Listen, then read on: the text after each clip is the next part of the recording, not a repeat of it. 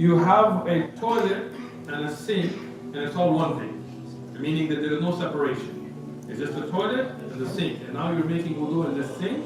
Then here, because it's all one area, the ruling of khala is good. Some rules. So,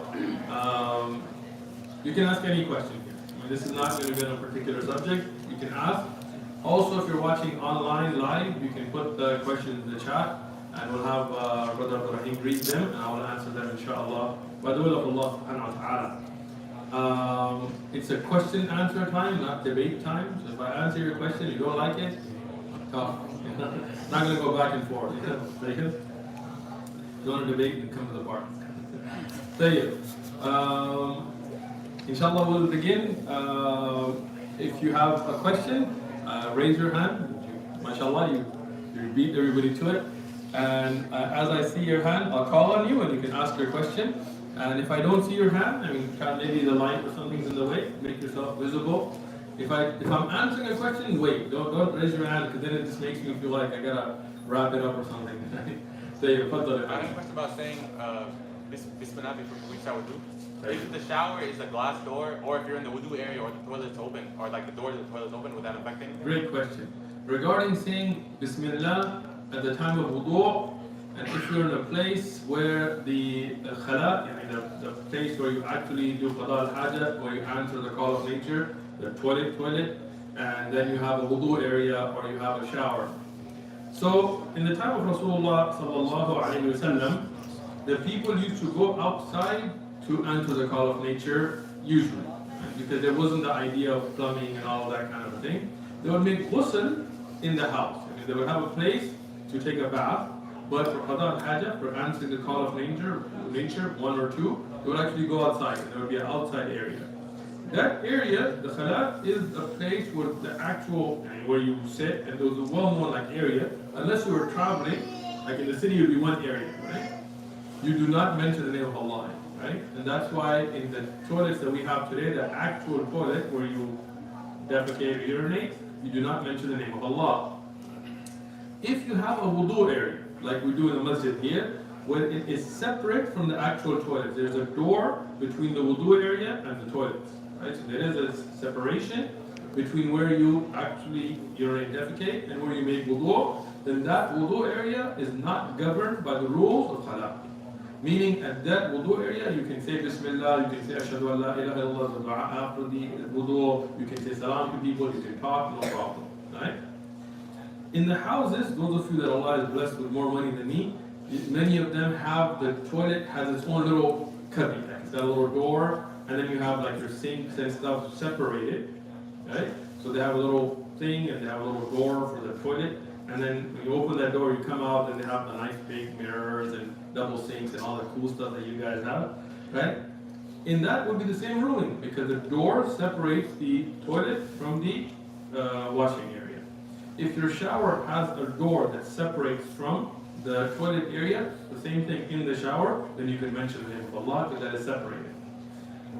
If you have a toilet and a sink, and it's all one thing, meaning that there is no separation, it's just the toilet and the sink, and now you're making wudu in the sink, then here, because it's all one area, the ruling of khala is what's prevalent, right?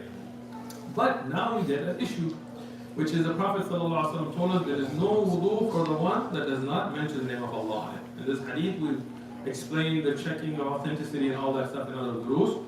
The ruling is, in the end, it's muhkam, it's applicable, it is authentic enough that the ruling is given upon it, right?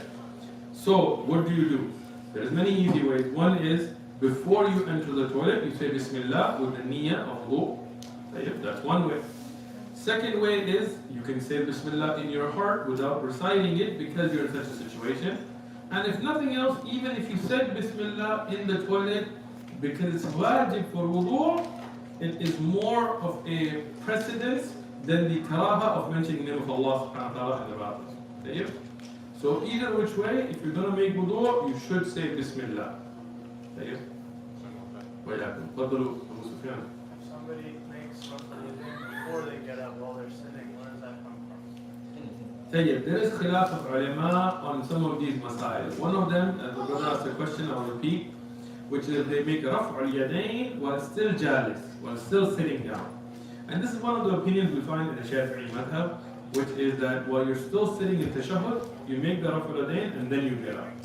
But if you want a good explanation, look in the book Sharh al-Mumti' على زاد المستقنع of Sheikh Muhammad Salih ibn Uthaymin. He made it very clear that this is not correct, because the hadith of Abdullah ibn Umar radiallahu anhuma إذا قام, يعني when it has that reference, it shows that Rasulullah was standing when he made the رفع اليدين. The ahadith used by the ulama that tell you make the رفع اليدين sitting down are inferred, يعني from certain wording the fact of inferred. But the hadith here is explicit, it's very clear. That's why the Jamhur ulama, the majority of the ulama, the vast majority, said that you make the رفع اليدين after standing up from the tashahhud. So you do not make it while sitting. This is not correct, even though it's an opinion. We respect the opinion, but we respect the dalil more. MashaAllah, you've covered in detail the fadail of seeking knowledge, but for someone that's a new student of knowledge that doesn't know anything, where do we begin? Where do we begin to seek knowledge? Great question. Where do we begin seeking knowledge? In the last lecture we just gave, we talked about that, but I'll give you a summary, inshallah. The first thing you look at is what do you have available to you, right? Because if I say you begin with this or that, but in the area that you are, you don't have ulama or madaris or jama'at or so on available, then it doesn't really help you, right? So you look at what is available, right? Second is you look at your standing as a student of knowledge. If you are a talib ilm, if you're a student of knowledge that's going to dedicate your life to knowledge and you're young, then no doubt the best thing, the Quran and Arabic language. Memorize the Quran, learn the Arabic language. That's the best thing to begin with. But that may not work for everybody, because if you're already older and you are unable to now sit and memorize the Quran and you don't know anything and you want to start studying, then the most important things are aqidah and fiqh. Because if your aqidah is wrong, then what's the point of whatever else you're doing? If your daily ibadat are incorrect, your salah, your siyam, your zakat, then you have ism, it's a sin, right? That is fardul ayn on you. It's an obligation, individual obligation. So a lot of it depends, right? Also, what's available, because for example, here in San Diego, we have different duroos, different halaqat. In this masjid, we have fiqh on Wednesdays, we have seerah on Saturdays. That's what we have Arabic. So now, that which you can do. Let's say somebody wants to do mustalah al-hadith. Well, we have it, we don't right now, so you don't have that available, right? So you look at what all you need. Everybody needs Quran, everybody needs hadith, to tulab ilm, right? Everybody will have to do some mustalah, some usul al-fiqh, some background in tariq and seerah. Everybody will have nahu and sarf and so on. Then you look at what's available. Maybe the city you're in, there's a great scholar of nahu, then you focus on that. Right? When you're good on that, maybe you can go to another city and there's a great faqih and you focus on fiqh. Right? So the first thing everybody has to know is aqidah and fiqh. Tulab ilm or other. Right? Every individual should know the correct aqidah according to the Quran, the Sunnah, and the understanding of the Salaf of the Ummah, and the fiqh, which is correct. Not just what my father taught me how to pray, my grandfather taught me. No. What is the salah of Rasulullah sallallahu alaihi wasallam? That is established in Sahih Hadith. This is what you have. What is the siyam, the zakat, the ahkam?